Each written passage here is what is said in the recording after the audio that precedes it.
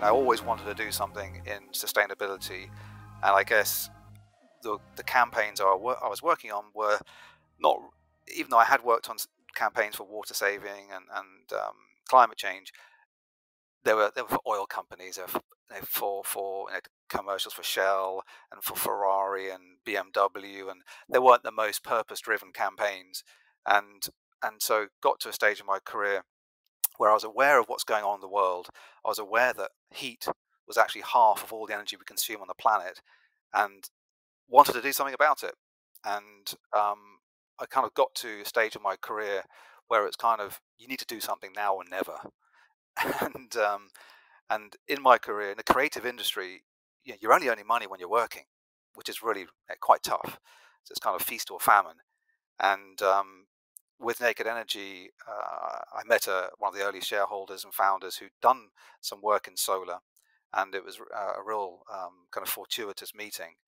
And we kind of brainstormed together about ideas, and we came up with the concept of the hybridization, taking the very best of photovoltaic technology and the very best of thermal technology, and why not combine both of them and actually get more energy from less space? And why can't we use more of the sun's energy, rather than having separate products? We all have iPhones, telephones, and calendars, and they do multiple functions. Why can't a solar technology do that? So we came up with a design, and it was very interesting, and then we sort of spent quite a bit of time just sort of doing ideation and thinking about, could this really happen? And my colleague was quite a bit more senior than me. He was in a stage of his career where he wasn't really prepared to take risks, and I asked myself a simple question. I said, well, look, if I don't do this, could I live with myself, in terms of not knowing what would have happened if I had done Naked Energy? And the simple answer was no. I've got to do this. I've got to give it a go. And that's where the journey started. A low is when we went to Germany once to go and do our first independent test of our product. So we had built our own laboratory, where we still are down in Crawley and Gatwick. We've got our own lab down there. We've created this kind of artificial sun, and it's called a solar simulator. It's a bank of lights, and you can control its intensity. You control the spectral, spectroscopy of it, and the angle. And we had all this data. It was just fabulous data. Even PA Consulting looked at this data. It's fantastic. And then the team was saying, right, yeah, but we need to do some more engineering. I said, no, we've got to go to Germany, because it'd be really important for investors and our shareholders to show independently how good our product is. And so I went with Adrian to Germany. He wasn't too happy about it, because I think as a scientist, you want to be really, really sure.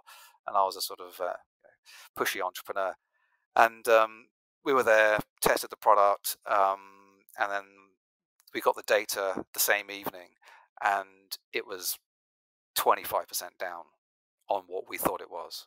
And it was one of those moments where you can't go, am I in this kind of weird dream that actually, no, your machines are wrong. The data's wrong.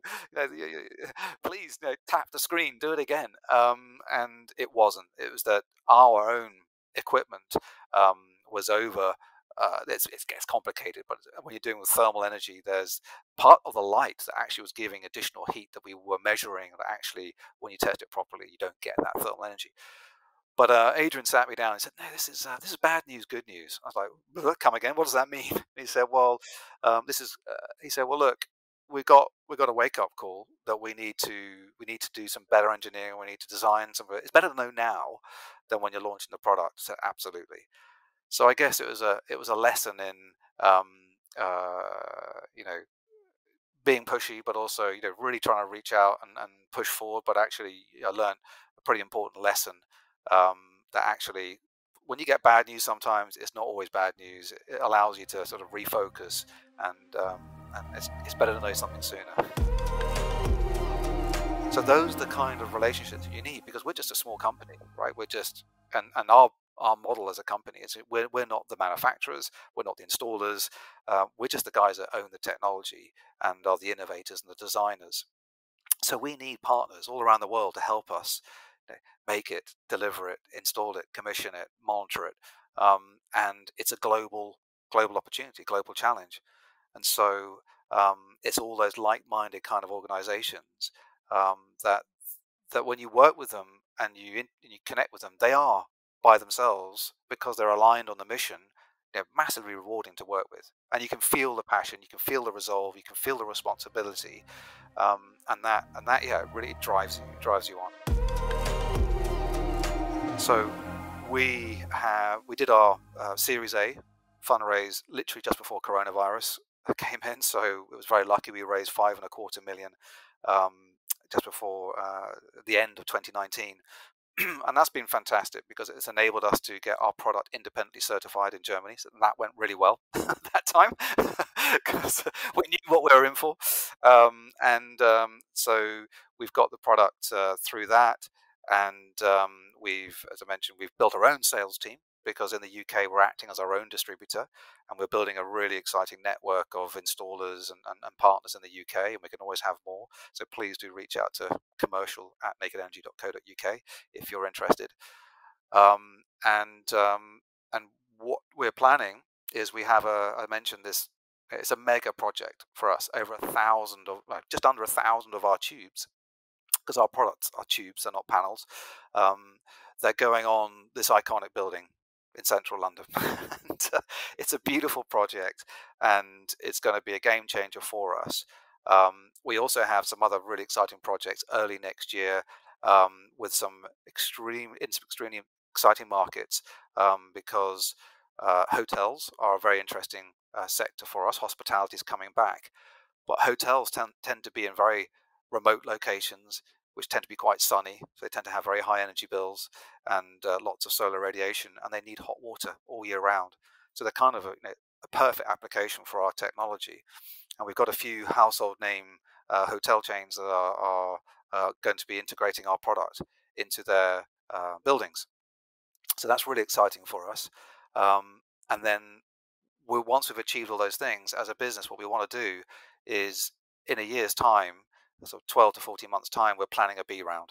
So that's our big launch round, where we want to scale internationally, where we want to raise the capital to be able to have Naked Energy people in respective markets, so we can support our local distributors and the whole supply chain there, and all the after sales and technical support, and also scale our manufacturing in those respective locations, and marketing. We have to make a noise. We need to educate about the need for heat, clean heat, decarbonizing heat. So that's our big plan, is for the B round in about 12 months time. So we're building relationships with investors that want to help us scale and grow the business.